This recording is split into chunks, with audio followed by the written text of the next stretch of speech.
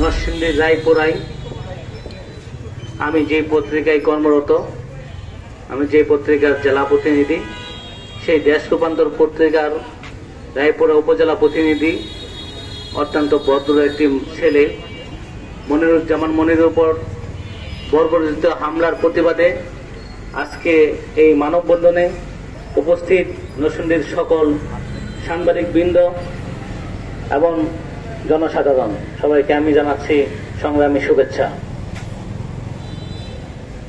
আমি শুধু এটুকু বলবো, নরসিংদী জেলার নাম পত্রিকার পাতায় বারবারই কলঙ্কিত করে রায়পুরা।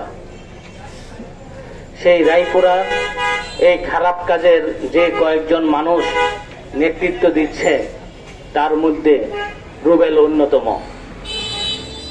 সে অতীতেও একাধিক হত্যা, চাঁদাবাজি, মাদক ব্যবসা, জমি দখলের সাথে জড়িত ছিল। সে সর্বশেষ রায়পুরা উপজেলার ভাইস চেয়ারম্যান সুমন মিয়াকেও হত্যার ঘটনায় তার বিরুদ্ধে মামলা হয়েছে।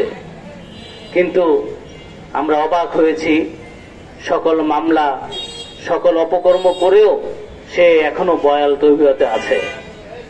এই কারণেই তার দিন দিন দুঃসাহস বেড়ে চলছে। সর্বশেষ সে জাতির বিবেক, যারা সত্য কথা লিখে, গণমানুষের কথা লিখে, সেই সাংবাদিকের উপর হাত তুলেছে। আমি খুব অবাক হয়েছি, তারা সাংবাদিক মনিরুজ্জামান মনিরকে মেরে ফেলতে চেয়েছিল। তারা তাকে গুলি করেছে, তাকে হাতুড়ি দিয়ে পিটিয়েছে, ধারালো অস্ত্র দিয়ে আঘাত করেছে।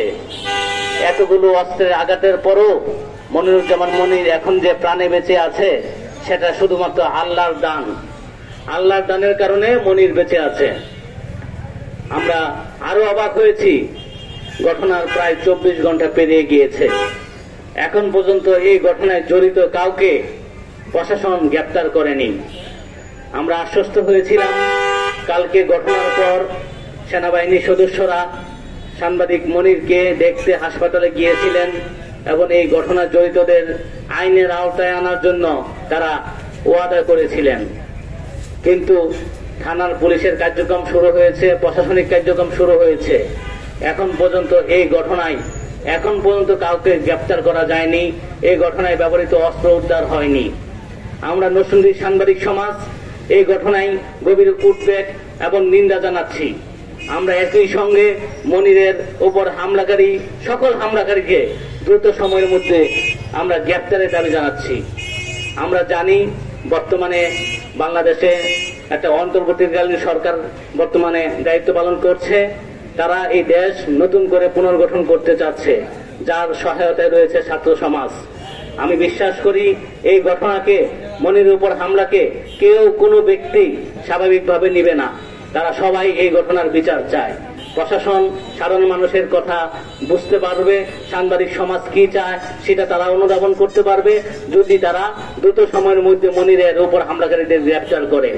আমরা অচিরেই যদি মনিরের উপরে হামলাকারীদের গ্রেপ্তার করা না হয়, তাহলে নরসিংদী সাংবাদিক সমাজ আজকে ছোট পরিসরে মানববন্ধন করেছে, সেই আন্দোলন আরো বৃহৎ আকার ধারণ করবে। এবং সেটা শুধু সাংবাদিক সমাজ থাকবে না, সেটা সর্বসাধারণ মানুষ, সুধী সমাজ, ছাত্র সমাজ সবাই মিলে ঐক্যবদ্ধভাবে আমরা বড় আন্দোলন করব।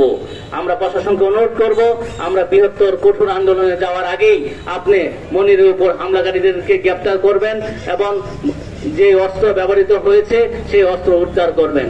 এই দাবি জানিয়ে আমি আজকে এখানে যারা উপস্থিত হয়েছে আবারও সকলকে ধন্যবাদ জানিয়ে আমি আমার বক্তব্য শেষ করছি।